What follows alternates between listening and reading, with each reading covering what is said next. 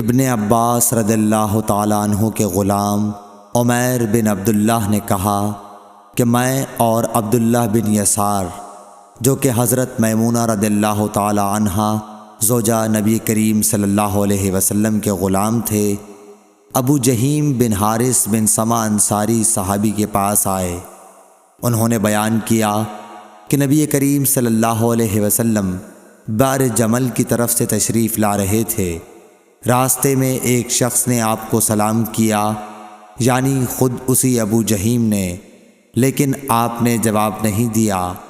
پھر آپ دیوار کے قریب آئے اور اپنے چہرے اور ہاتھوں کا مسح کیا، پھر ان کے سلام کا جواب دیا۔ صحیح بخاری حدیث نمبر 337۔ ایک شخص عمر بن خطاب کے پاس آیا اور عرض کی کہ مجھے غسل کی حاجت ہو گئی اور پانی نہیں ملا، تو میں اب کیا کروں؟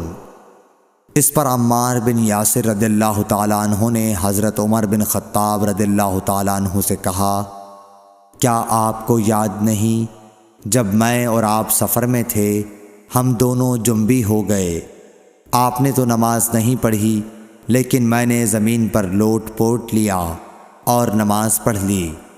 پھر میں نے نبی کریم صلی اللہ علیہ وسلم سے اس کا ذکر کیا تو آپ نے فرمایا کہ تجھے بس اتنا ہی کافی تھا، اور آپ نے اپنے دونوں ہاتھ زمین پر مارے، پھر انہیں پھونکا اور دونوں سے چہرے اور پونچھوں کا مسح کیا۔